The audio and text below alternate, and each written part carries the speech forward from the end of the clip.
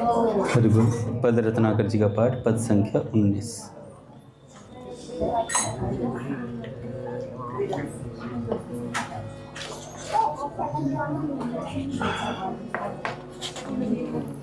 हे राधे हे श्याम प्रियतमे, हम हैं अतिशय पामर दीन। हे राधे श्याम प्रियतमे, हम हैं अतिशय पामर दीन। भोग राग में काम कलुष में, मन प्रपंच रत नित्य मलिन। काम कलुष में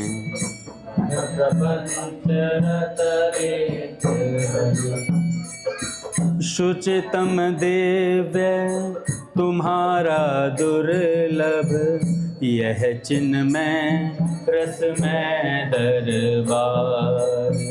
शुचितम दिव्य तुम्हारा दुर्लभ, यह चिन्ह में रस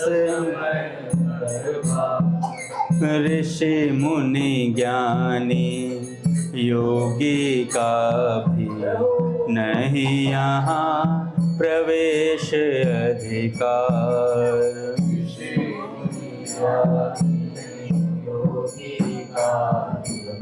नहीं यहाँ प्रवेश अधिकार। फिर हम जैसे पामर प्राणी कैसे इसमें करें प्रवेश। फिर हम जैसे पामर प्राणी कैसे इसमें करें प्रवेश। मन के कुटिल बनाए सुंदर, ऊपर से प्रेमी का वेश। मन के कुटिल बनाए सुंदर, ऊपर से प्रेमी का वेश। पर राधे यह सुनो हमारे, दैन्य भरे अति करुण पुकार। पर राधे यह सुनो हमारे, दैन्य भरे अति पड़े एक कोने में जो हम देख सकें रस में दरबार। पड़े एक कोने में देख सकें रस में,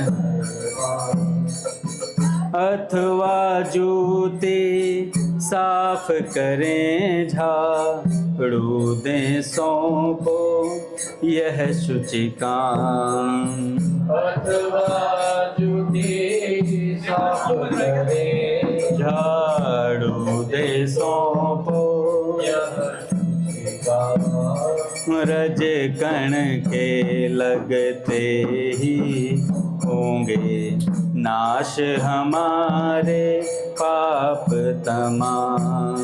रज कण के लगते ही होंगे नाश हमारे पाप तमाम। होगा दंभ दूर फिर पाकर कृपा तुम्हारी काकण लेश। होगा दंभ दूर फिर पाकर कृपा तुम्हारी काकण लेश। जिससे हम भी हो जाएंगे रहने लायक तव पद देश। जिससे हो जाएंगे रहने लायक तव पद देश। जैसे तैसे हैं हम स्वामिनी, हैं हम सदा तुम्हारे दास। जैसे तैसे है हम स्वामी, हैं हम सदा तुम्हारे दास। तुम्हें दया कर दोष हरो फिर, दे दो निज पद तल में वास। तुम्हें दया कर दोष हरो फिर, दे दो निज पद तल में वास। सहज दयामयी दीन वत्सला, ऐसा करो स्नेह का दान। सहज दयामयी दीन वत्सला, ऐसा करो स्नेह का दान। जीवन मधुप धन्य हो जिससे, कर पद पंकज मधु का पान। जीवन मधुप धन्य हो जिससे, पद पंकज मधु का पान। राधा राधा राधा राधा राधा राधा श्री राधा।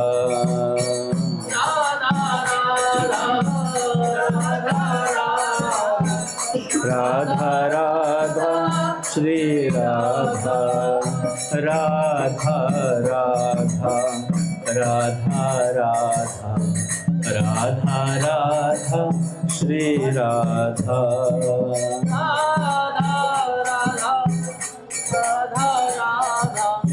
राधा राधा श्री राधा। बोलिए राधा माधव सरकार की जय। पूज्य श्री भाई जी महाराज की जय। पूज्य श्री राधा बाबा की जय। पूज्या मैया की जय। अपने प्यारे भैया की जय। पूज्य दादा की जय। भक्तवत्सल भगवान की जय। हरि बोल। बड़े सौभाग्य का क्षण है कि आज भी हमें सत्संग और कीर्तन का परम लाभ प्राप्त हो गए। पहले पूज्य सेठ जी के कुछ वाक्य सुनेंगे, उसके बाद किसी भक्त की चर्चा करेंगे।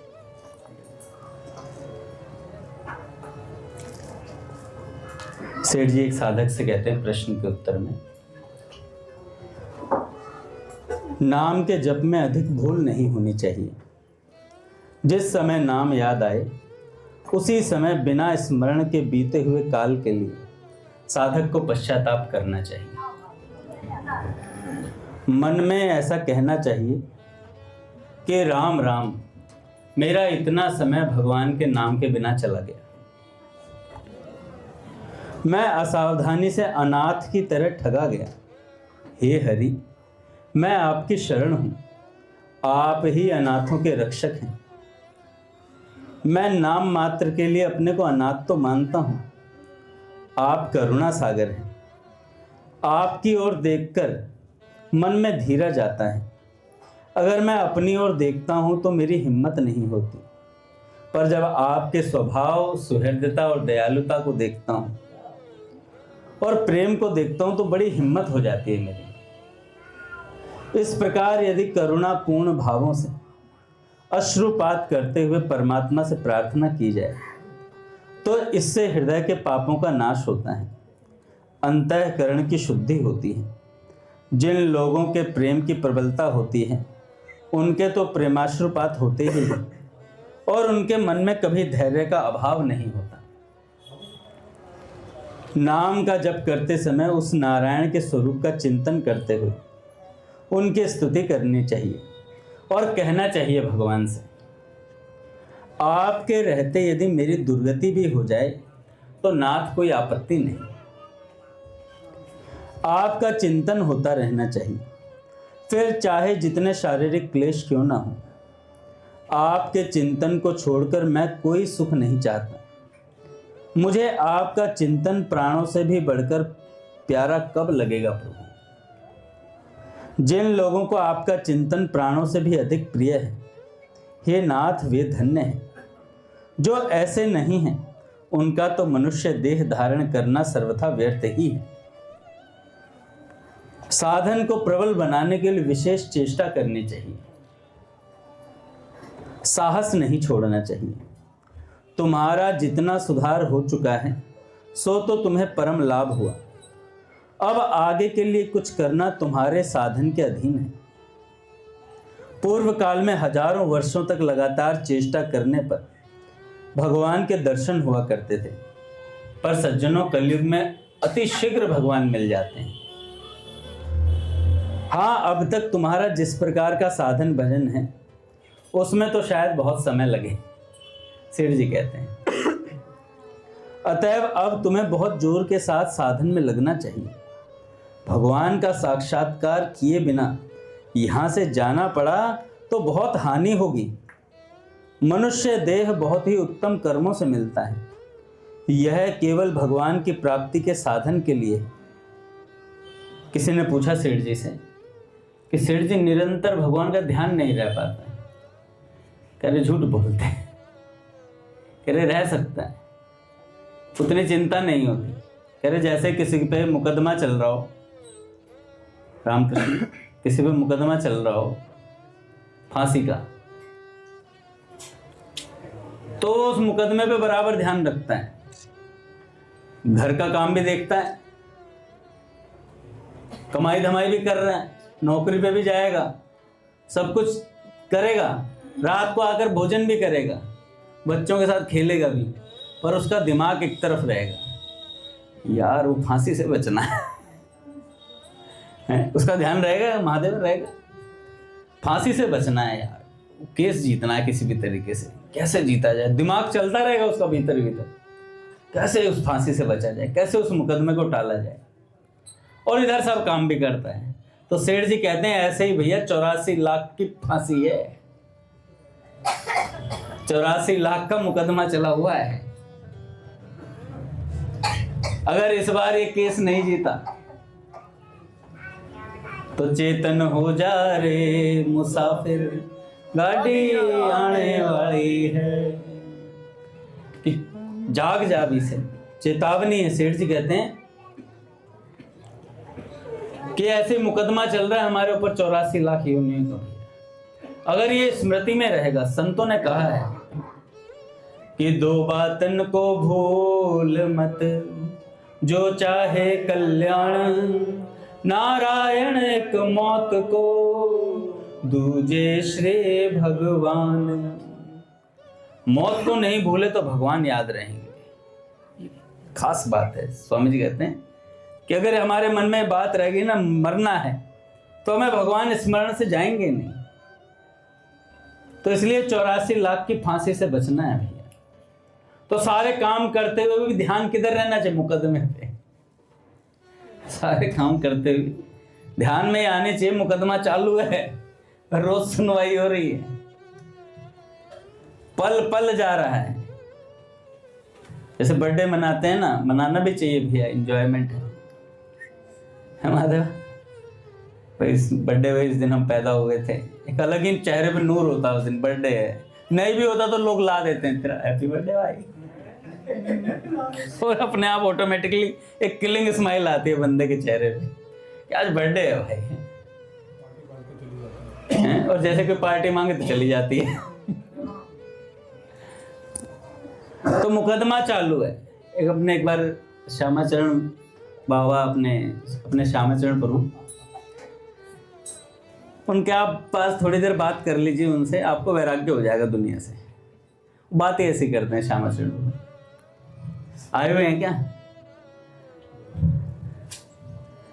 आज रास्ते में मिले थे मुझे, मैं बाइक पे था तो पैर छू के कहने लगे।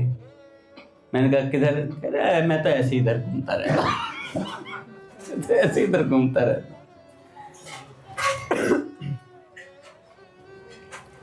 तो ऐसे एक दिन मैंने उनसे पूछ लिया श्यामाचरण, और सब ठीक है? कह रहे भगवान ने मिले क्या ठीक है? मैं कहा चांटे क्यों मार रहे हो मेरे बार? उनकी बातों से सत्संग के चांटे लगते हैं संत आदमी।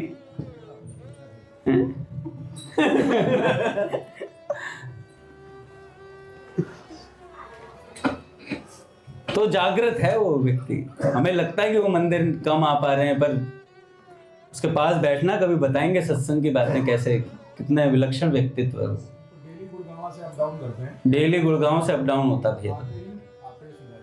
कोई कार्य में कहीं नहीं फंसते तो सीधा आते हैं। बताओ, फरीदाबाद से तो फरीदाबाद भी 2 घंटे का जाना है भैया, 2 घंटे का आना है, कम नहीं है उससे। पार्क से दूर है वो। अच्छा, नहीं आ पाऊंगा। नारायण समझ गया होगा। रास्ता बनने के लिए घूम के आना पड़ता है। गुड़गांव से होके आना पड़ रहा है।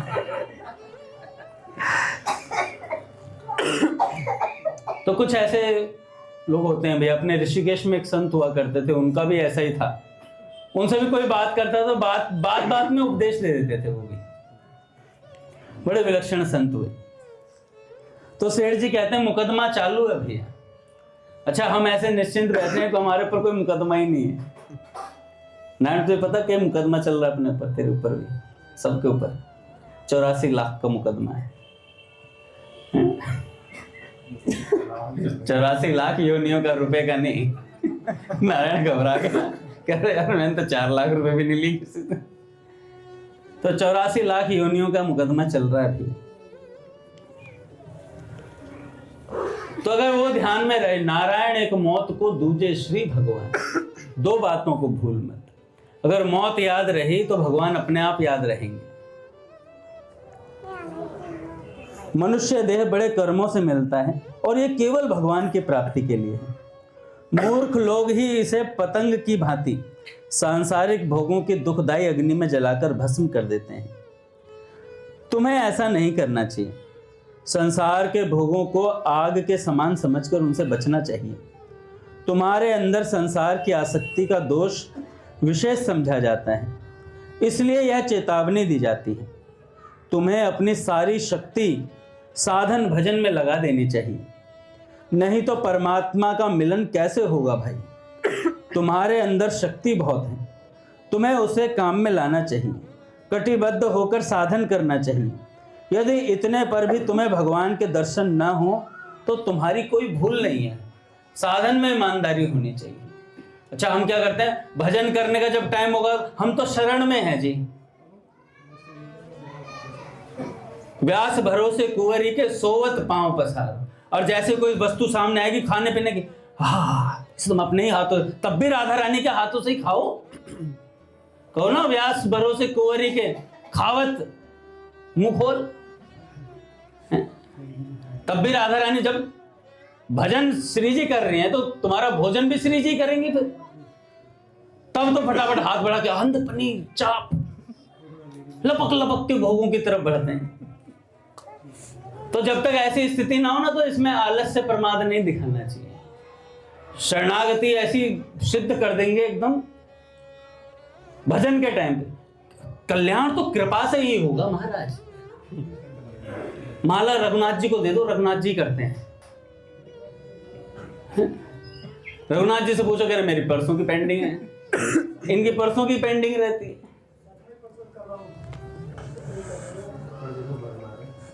फिर भगवान दूर हो रहे, रघुनाथ जी परसों की कर रहे हो तो। झूठ बोलते रघुनाथ जी।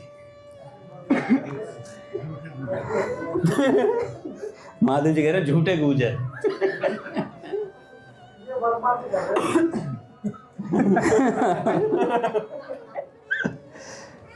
तो भैया साधन में देरी नहीं होनी चाहिए। साधन भजन में तो हम शरणागति दिखा देते हैं, और भोजन और भोगों में हम स्वयं करते हैं सारी चीजें, सब हमारे है, हम ही है सब कुछ। फिर उसमें तो दोनों में चलना चाहिए। या तो वैसी स्थिति आ जाए, भैया संतों ने इतना इतना भजन किया, वो जिन व्यास जी की बात कर रहे हैं ना, व्यास भरोसे कुंवरी के सोवत पांव पसार, वो व्यास जी महाराज रसिक त्रिवेणी में से हुए। इतना इतना भजन किया उन्होंने, इतना जप तप किया है, तब जाकर वैसी स्थिति प्राप्त होती है। और उसमें भी वो चैन से नहीं बैठते, उसमें भी चैन से नहीं बैठते, उसमें भी सत्संग, रसिक त्रिवेणी बैठकर सत्संग करते। तुझे भी होता है, तब भी वो सत्संग में लगे हुए हैं, भजन में, सेवा में लगे हुए हैं।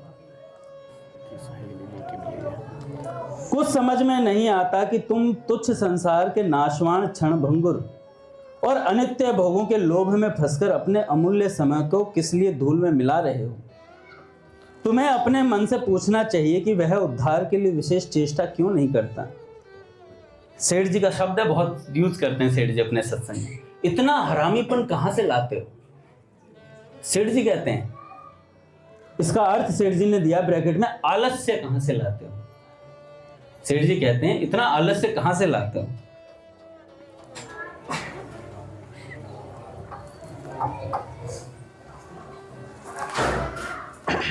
सेठ जी कहते हैं उद्देश्य सबसे ऊंचा रखना चाहिए। मनुष्य का परम कर्तव्य संसार के लोगों को भगवत भक्ति में लगाना और धर्म की स्थापना करना ही है। जो प्रत्यक्ष भगवान को अप्राप्त मानते हैं उनको विश्वास कराने के लिए और उनका भगवान में प्रेम होने के लिए नाम के जप का प्रचार करने की विशेष चेष्टा करनी चाहिए। जो इस बात को जानते हैं कि भगवान सर्वत्र व्याप्त हैं और भगवान ही सबके आत्मा हैं, वे ही महात्मा हैं। उनके लिए भगवान सब जगह प्रत्यक्ष हैं। उनको कुछ भी करना बाकी नहीं रहता। उन लोगों के द्वारा जो कुछ किया जाता है सो केवल लोक हित के लिए ही किया जाता है। जिनके ऐसा भाव नहीं हुआ उनके लिए भी इस भाव से साधन करना उत्तम है। सेठ जी आगे कहते हैं निरंतर भगवान की स्मृति रहनी चाहिए। भजन ध्यान सत्संग की तीव्र चेष्टा करनी चाहिए। आपने लिखा कि जप में भूल होती है तो यह भूल शीघ्र दूर करनी चाहिए। भूल को मिटाने के लिए इच्छा का होना ही बहुत उत्तम है। भूल क्यों नहीं मिटती, इस बात पर आपको विचार करना चाहिए। भूल मिटाने की पूरी चेष्टा होने पर भूल मिट सकती है। संसार भोग और शरीर की सदा मृत्यु के मुख में देखना चाहिए। सब जगह भगवान को सत्य रूप में देखा जाए तो भूल कम हो सकती है। भूल कम हो सकती है। यह मिथ्या संसार बहुत समय के अभ्यास से सत्य प्रतीत होता है। अच्छा देखो, युधिष्ठिर जी ने पूज्य भैया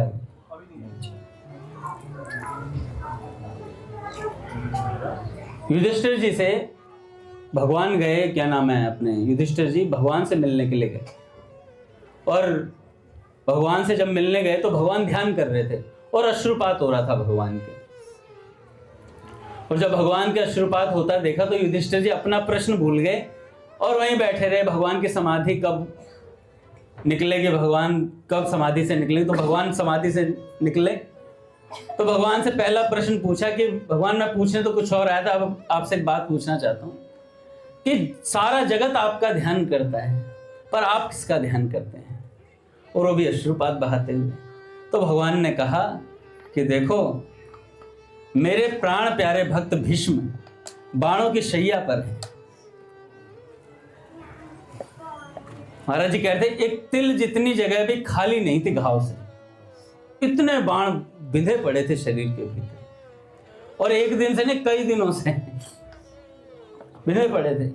और भगवान ने कहा इतनी सी जगह भी खाली नहीं है घावों से, और उसके जीवन का एक क्षण भी खाली नहीं है मेरी स्मृति से, इसलिए मैं उसका ध्यान करता हूं। तो कहे बाणों की शैया पर भी वो मेरे स्मरण को एक क्षण के लिए नहीं त्याग रहा है, तो क्यों ना उसका ध्यान करूं। तो ऐसे ही भक्त भैया कितनी पीड़ा में हो, अगर वो स्मरण भगवान का बनाए रखना चाहे तो भगवान बड़े प्रसन्न होते हैं। भगवान ने कहा, स्वामी जी महाराज ने दूसरे अध्याय में गीता साधक संजीवनी में कहा, इतने भगवान सिद्ध भक्त से प्रसन्न नहीं है जितने साधक भक्त से प्रसन्न। उस पर लाइट डाले रहते हैं। सिद्ध को तो छोड़ देते हैं, भगवान कहते हैं ये तो सिद्ध हो गया, ये अपने आप देख लेगा, ये देख लेगा, मैटर अपने आप हैंडल करेगा। लेकिन जो साधक है ना, उसको भगवान देखते रहते हैं। इसकी चिंता मुझे करने, कहाँ फिसलेगा, कहाँ गिरेगा, वहां से उठाना मुझे। ये बड़ी खास बात है। मैं जब स्वामी जी महाराज की बात पढ़ी थी, मैंने कहा यार ये देखो, ये है भगवान की दृष्टि, ये संतों का प्रसाद है।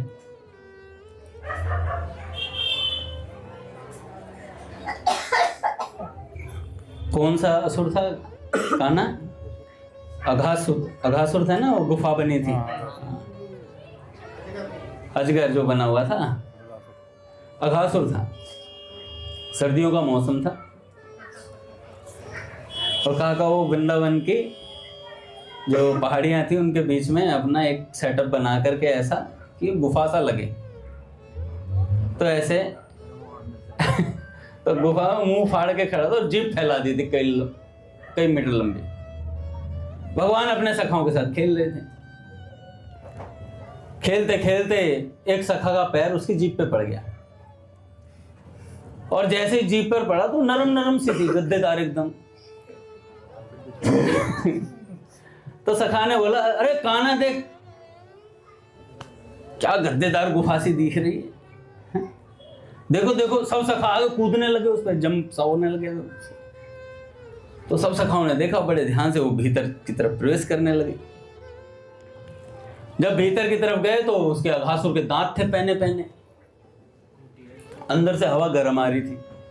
तो एक सखा कहता है, ये व्यवस्था वाली गुफा है, इसमें सर्दियों में थोड़ी गर्म हवा रहती है और गर्मियों में ठंडी हवा चलती है। तो पहने पहने वो देखे दांत तो खूंटी की तरह थे। एक सखा कह रहा, अरे हमारे थैले टांग में कहता है खूंटी भी है, तो खूंटियां ऐसे टांग में भैया। तो सब सखाओं ने आवाज मारी, भगवान दूर से देख रहे थे। अच्छा, भगवान से क्या छिपा रह सकता है? आपने देखा होगा लिटिल कृष्णा में कैसे भगवान जैसे कोई असुर आता था, वही बालक उसके कवच कुंडल आ जाते थे भगवान के, तत्काल मुकुट आ जाता था। देखो, ये भी भगवान की कलयुग में व्यवस्था है कि इन लिटिल कृष्णा, इन पिक्चरों के माध्यम से भगवान स्मृति में आते हैं। ये भगवान की व्यवस्था। जानते थे बच्चा मोबाइल से बाहर नहीं निकलेगा, इसलिए कह रहे मैं मोबाइल में घुस जाऊंगा। भगवान आगे देखो। तो जैसे ही वो सारे सखा भीतर घुसने लगे, तो थोड़ा भीतर गए तो भैया अघासुर की लार थी अंदर, उस पर पैर टिका और धड़ाम से फिसलते हुए भीतर चले गए। और जैसे ही गिरने लगे, महाराज सखाओं ने कन्हैया कन्हैया पुकारना शुरू कर दिया। भैया ब्रजवासियों का और है कौन, वो अपने कृष्ण को ही सब कुछ मानते हैं। तो विपत्ति हो संपत्ति हो, हर चीज में श्री कृष्ण है उनके। तो जैसे ही पुकारा तो महाराज भगवान दौड़ते हुए आए। भगवान दौड़ते हुए आए। और अच्छा, उधर से अघासुर जब पिक्चर देख रहे थे लिटिल कृष्णा, उसमें जैसे ही भगवान दौड़ते हुए जाते तो वो अघासुर अपनी जीभ लपेट लेता है। लपेटता हुआ कह रहे, अब जो शिकार था हमारा वो भीतर आ रहा है। कृष्ण को मारने के लिए आए थे, पर ये जानते नहीं है पाप का बाप है कृष्ण। तो कृष्ण अंदर घुसे महाराज। ठाकुर जी भीतर गए और सारे सखाओं को देखा तो वो जहर से मूर्छित पड़े थे। बड़ा सुंदर संतों ने बताया कि भगवान उसके उदर में चले गए। उदर में गए और महाराज उदर फाड़ कर निकले भगवान बीच में से, और सारे सखाओं पर अमृत वर्षा करवाई और फिर सारे सखाओं को पुनः जीवित किया। सारे सखा फिर से पुनः जीवित हो गए महाराज। तो संत कह रहे थे, भगवान के आश्रित भक्त के लिए, भगवान पे आश्रित भक्त के लिए भगवान पाप में भी प्रवेश कर जाते हैं उसे बचाने के लिए। तो अघासुर पाप का स्वरूप था, और वो सारे कौन थे? सखा जो थे, सारे भक्त हैं भगवान के, और कौन है भैया?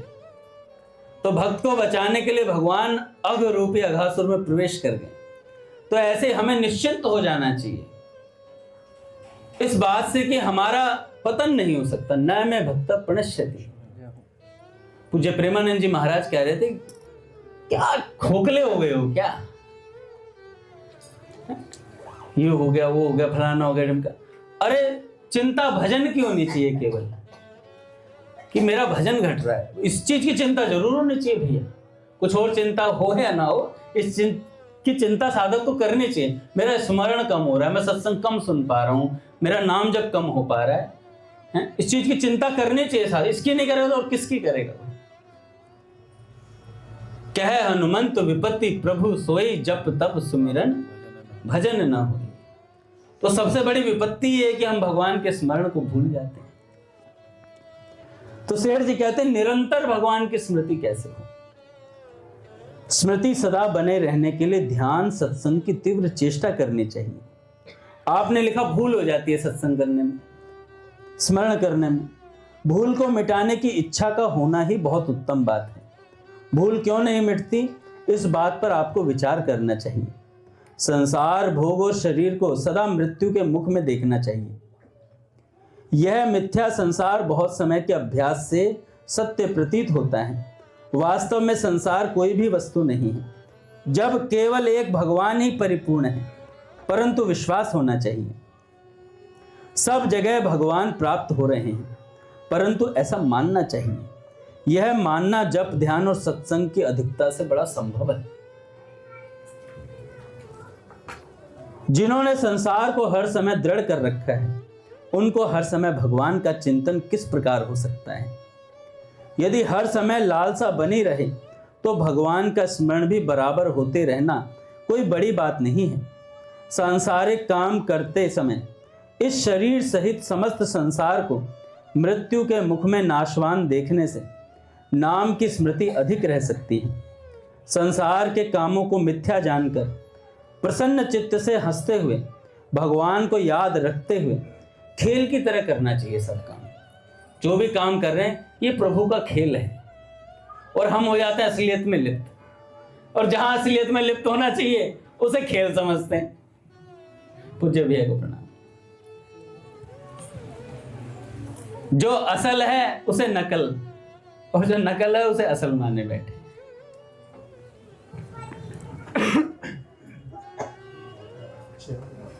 तो सारे कामों को पूज्य भैया आ गए, जो भैया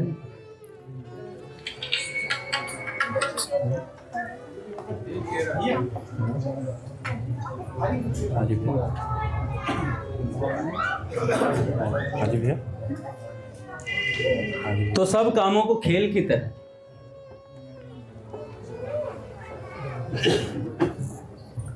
एक भक्त हुई अपने,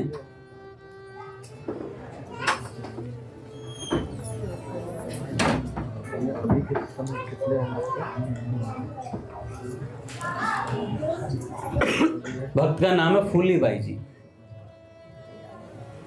पूज्य भैया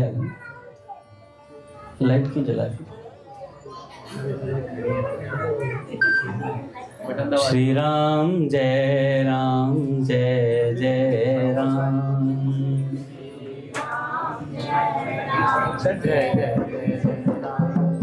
श्री राम जय राम, जय जय राम।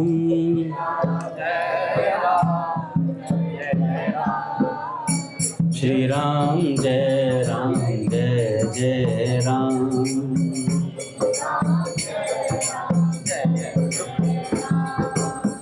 अपने एक भक्त हुए हैं फूली बाई जी। जोधपुर का इनका शरीर था। एक जाट किसान की कन्या थी। मारवाड़ के एक छोटे से गांव में रहती। नाना के घर मांझवास नामक गांव में पली थी। पट खोलेंगे महाराज। श्री राम जय राम, जय जय राम। श्री राम जय राम, श्री राम जय राम, जय जय राम।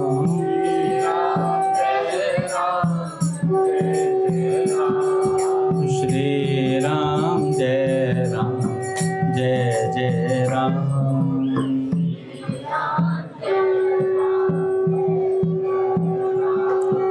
जय जय श्यामा, जय जय श्याम।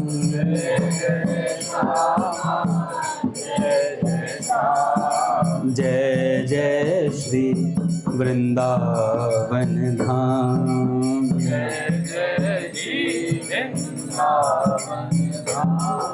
जय बरसाना, जय नंदगांव।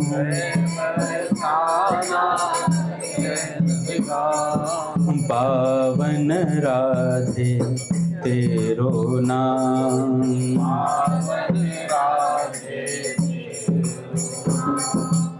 बोलिए राधा माधव सरकार की जय। तो ये जो फूली बाई जी थी,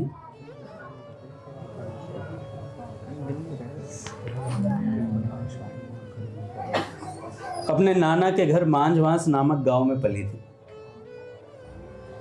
उसका अधिकांश समय खेतों में बीतता था, बाह्य जगत की चकाचौंध से, और उसके वातावरण को उसने स्पर्श भी नहीं किया था। अपना खेत में रहते अपना वहीं भजन करते। उसने बालपन में ही मारवाड़ की भक्त मंदाकिनी में अवगाहन किया था। मीरा जी के भजन उसे बहुत प्रिय लगते थे। वह अक्सर गाया करती थी कि मेरे तो गिरधर गोपाल दूसरो न कोई, जाके सिर मोर मुकुट मेरो पति सोई। इसे गाते गाते वह भाव में उन्मत्त हो जाती थी। देह गे की सुध भूल जाती, उसका सारा शरीर रोमांचित हो जाता और वह एक अलौकिक भाव राज्य में प्रवेश कर जाती। इसे गाते गाते वह मीरा के भाव से पूर्णतः भावित हो गई। मीरा की तरह गिरधर गोपाल को पति रूप में पाने का स्वप्न देखने लगी। देखो, एक कीर्तन बड़ा मस्त होता है, कीर्तन में बड़ा आवेश होता है। तुझे मलुकपीठ सरकार बता देते हैं कि हमारे एक गुरु भाई हुए भैया, वो संत ना ब्रिज में ही रहते थे, पर उन्होंने कभी कीर्तन नहीं अटेंड किया था जीवन में, कभी कीर्तन नहीं देखा था। अपना एकांतों कुटिया में रहना, भजन करना, बस उसके अलावा कोई काम नहीं था। तो कीर्तन को इतना समझ नहीं पाते थे, नीरस सा समझते थे। भाई कीर्तन कभी अटेंड ही नहीं किया तो उन्हें समझ में भी नहीं आता। एक दिन काका पूज्य मलुकपीठ सरकार कहते हम उन्हें बक्सर ले गए सीताराम विवाह महोत्सव में, और वहां गए और पहली बार उन्होंने जीवन में सीताराम विवाह महोत्सव अटेंड किया। और जब अटेंड करके वापस आए तो ऑटो में बैठे हुए थे, तो ऑटो में रोने लगे। कह रहे मैंने अपना जीवन व्यर्थ गवा दिया बिना कीर्तन के। यार, क्या कीर्तन में इतना आनंद होता है? क्या भगवान के नाम में ऐसा रस होता है? भगवान का नाम गाया जाता है। तो पहली बार सीताराम विवाह महोत्सव अटेंड किया था और ऐसे धमा चौकड़ी ऐसे पद सुनने पहली बार जीवन में, तो कहने लगे यार ऐसा भी कीर्तन होता है। ऐसा रस आया उन्हें, फिर तो जीवन कीर्तन में ही बीता। पूज्य मलुकपीठ सरकार बता रहे थे चित्रकूट में एक मौनी बाबा हुए, जिन्हें अक्सर लोग सीताराम दास बाबा भी कहते हैं। तो वो मौनी बाबा, ऐसा अभ्यास था उनका कि नाम के बिना वो रह नहीं सकते थे। इतना प्रगाढ़ अभ्यास था, भगवान का नाम बड़ा प्यारा लगता था उन्हें। एक दिन महाराज जी बता रहे थे, महाराज जी ने पूछा, महाराज जी आप ये थोड़ा जो सत्संग में जब आगे बैठते हैं तो ये नाम को थोड़ा विराम दे दिया करो। तो महाराज जी ने कहा कि नाम को विराम देते ही हमारा माथा फटने लगता है। नाम को विराम देते ही हमारा माथा फटने लगता है, हम नाम के बिना रह नहीं सकते। तो ऐसे वो नाम प्रेमी संत सत्संग में पीछे बैठ जाते थे फिर जा करके कि डिस्टर्ब ना हो महाराज जी को कथा कहते हुए, क्योंकि इतने प्यार से नाम जपते थे। पूज्य मलुकपीठ सरकार कहते हैं श्री सीताराम, श्री सीताराम, श्री सीताराम, ऐसे उनका स्वभाव था नाम जपने का। तो भैया भगवान के नाम में इतना रस है, तो मीरा बाई जी के पद गाती फूली बाई जी, और उन पदों में इतना प्रवेश कर गई कि मीरा जी की तरह भगवान को पति स्वरूप में पाने की चाह पाल ली। उसने सुना था गिरधारी को पति रूप में वर्ण करने के लिए गुरु रूपी पुरोहित की आवश्यकता होती है।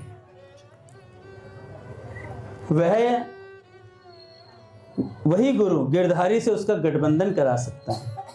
वह गुरु के लिए उत्कंठित रहने लगी। अंतर्यामी प्रभु ने उसकी मनोकामना पूर्ण की। एक दिन जब वह खेत की ओर जा रही थी, नाना के लिए भोजन लेकर,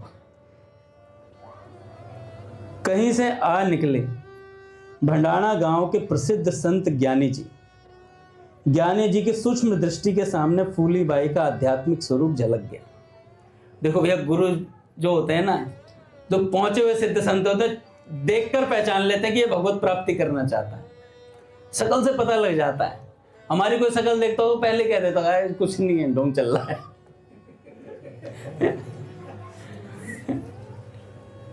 अच्छा, वो पद बिल्कुल सेट बैठता है हमारे ऊपर कि भक्त बनता हूं मगर अदमों का हूं सिर ताज भी, देख कर पाखंड मेरा हंस रहे ब्रजराज।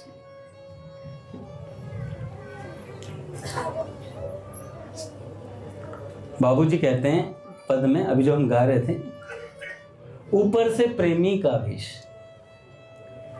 ऊपर से प्रेमी का वेश, ऊपर से तो हम बड़े दिव्य कोटि के प्रेमी, आंखें चढ़ी रहती हैं, पुतलियां हिल ही नहीं रही हैं, स्थिर हो गई हैं, क्योंकि एक तक भगवान दिखते रहते हैं।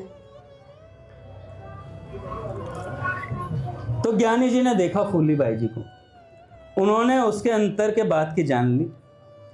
वे उस पर कृपा करने के लिए उद्देश्य से बोले, बाई मैं भूखा हूं, मुझे कुछ खाने को दे दो।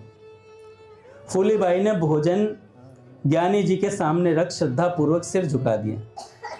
ज्ञानी जी ने भोजन करने के पश्चात उसके सिर पर हाथ फेरा और राम नाम का उपदेश किया। वह राम नाम की गुरु मंत्र रूप में प्राप्त कर धन्य हो गई फूलीबाई। उसका हृदय जिसे खोज रहा था वह उसे मिल गया। ज्ञानी जी को उसने गुरु मान लिया।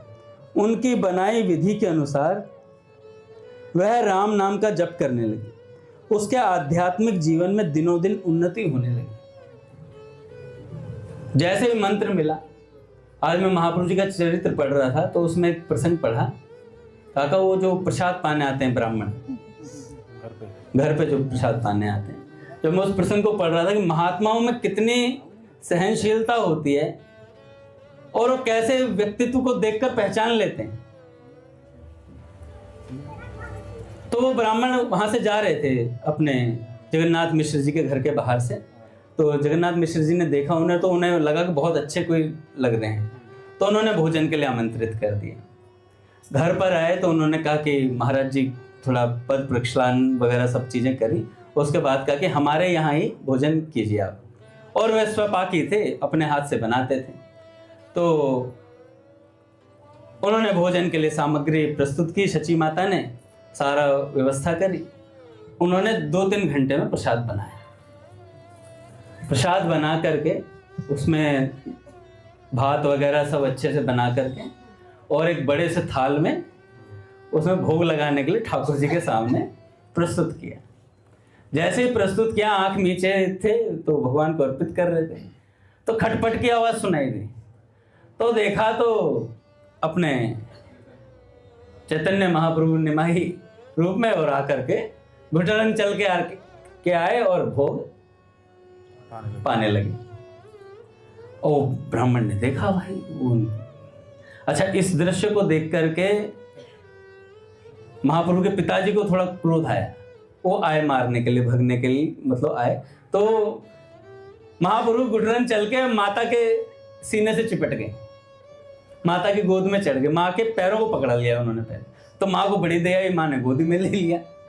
तो जो ब्राह्मण देवता थे उन्होंने कहा कि नहीं नहीं, आप क्रोध ना कीजिए, कोई बात नहीं, अपने तो कई महीनों में 1-2 बार प्रसाद मिलता है, नहीं तो फलाहार पे ही रहते हैं, कोई दिक्कत नहीं, कोई बात नहीं। फिर भी मिश्र जी ने कहा कि नहीं नहीं, ऐसी बात नहीं है। 2-4 पंडित जो ब्राह्मण आसपास के जो थे उन्होंने कहा नहीं महाराज जी, आप यहीं पाके जाइएगा, एक बार और सही। तो कहा दोबारा बना भैया, दोबारा प्रसाद बना। तो शाम के 5 बज गए लगभग। तो शाम के 5 बजे तो दोबारा भोग बना फिर से। अब सची माता ने कहा कि मैं साथ में लेके बैठूंगी, तो माँ साथ में बैठी। अच्छा, अचानक जब प्रसाद बन गया, भोग लगने वाला था, उसी समय माता को कुछ काम आ गया।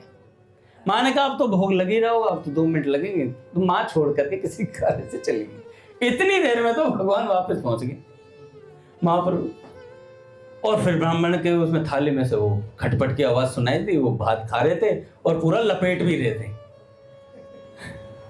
और जब लगाया तो भाई अब तो मिश्र जी के क्रोध का पारावार नहीं, उन्होंने बताता हूँ मैंने, तो मारने के लिए फिर आए। तो फिर से उन्होंने रोक दिया। आगे आगे हो जाए महाराज, थोड़ा थोड़ा।